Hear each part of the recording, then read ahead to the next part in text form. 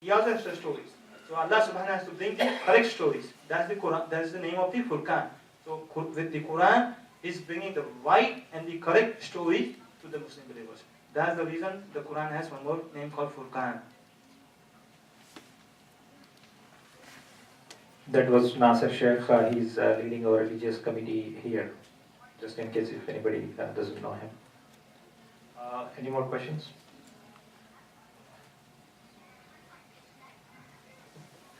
What are the various characteristics that distinguish the surahs between the Makki surahs and the Madni surahs? I don't know if I can say that, but the main thing is, obviously Islam was spreading. It had started to spread in Makkah. The customs were very different. They had no laws. They were polytheists. They had many gods or mushrikeen. They had the concept of Allah, but they associated those statues. So I guess the Meccan surahs are short in comparison to the Madani surahs, which are long. And the theme is on Tawheed. The theme is on doing good, concept of heaven and hell. The rules, they came in the Madani period.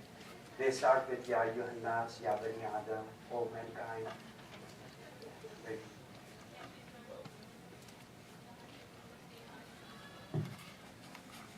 I think if you study the tafasir, they will divide the period into 4 or 5 different smaller divisions.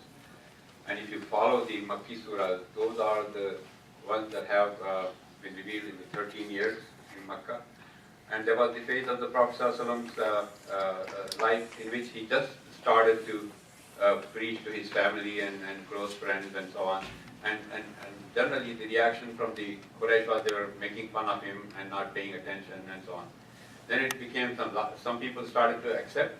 Then they started to ridicule him. So that second phase starts, which ends at the death of Khadija and Abdul Muttalib. They had the protection of their protection was behind the Prophet ﷺ. And then the persecution starts, and it becomes very, very difficult for Muslims. And that's when the migration to Habasha happens. And so, if you see the verses of the Quran, they are more in line with the historical event. But the emphasis that, as Brother Mahmood said, is correct, that the Makki surahs are more into building iman in people. This was the most important thing, and the Prophet did this for 13 years. And once the iman was, in their hearts, then they were ready, and once they went to Medina, and that's the first time Muslims established their own state. So there were separate rules of how to govern and how to deal between tribes. In Makkah, there were no different tribes. In Medina, there were Jewish tribes, and then there are 2 Aus and Khazraj were there. So how to deal with them in a multi-faceted society, and those rules and do's and don'ts, halal and haram, those things started to come in the Madani Surah. So this is the main thing, but I think if you read you will find those differences.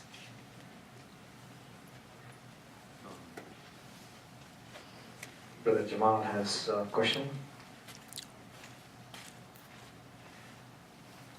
Just for the benefit of other people also, I'll repeat the question I asked you personally.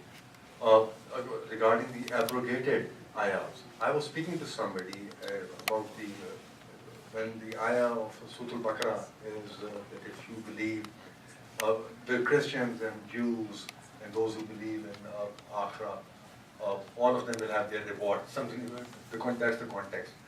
And someone said that this ayah is obligated. And I just want, and I don't think so.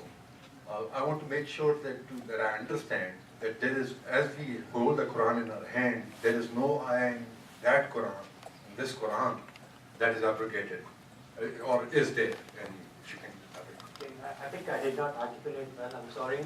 Yes, we did talk about it, and I think we need to have a good understanding about this.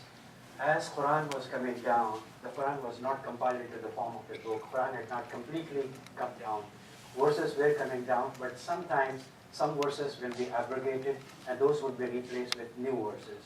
But the Quran, once it was completed in the complete version, after that there was no abrogation.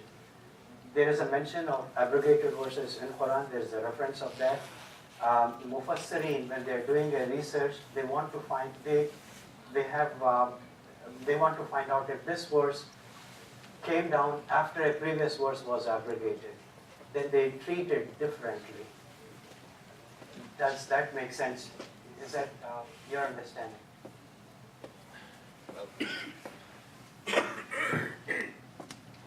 I'm sorry, I'm not a scholar, but excuse me. What we have in the Quran today is complete, and there is no need to worry about any of the verses.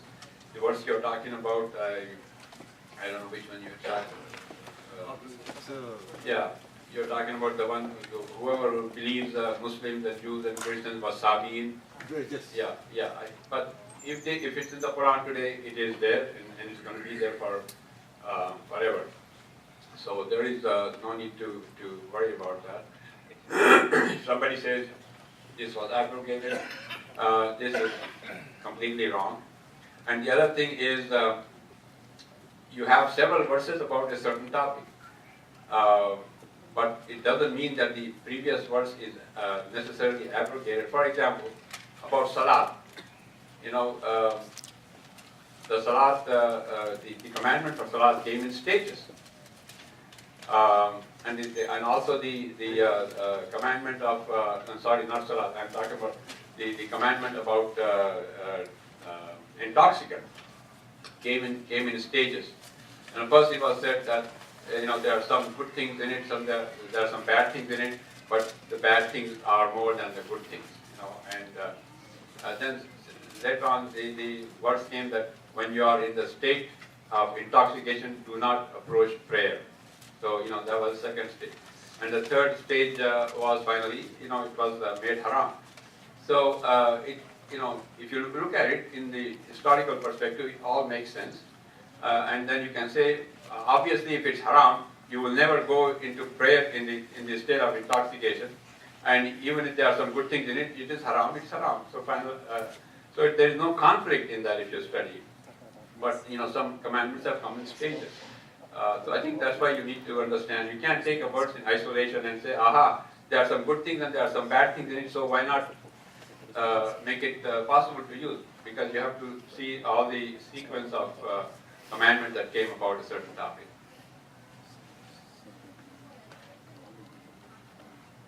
If you have a minute, I would like to share about a Rashad Khalifa.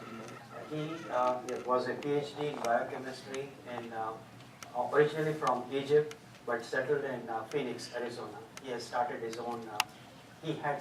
own group, if you will, and he himself had differentiated himself from the mainstream Islam.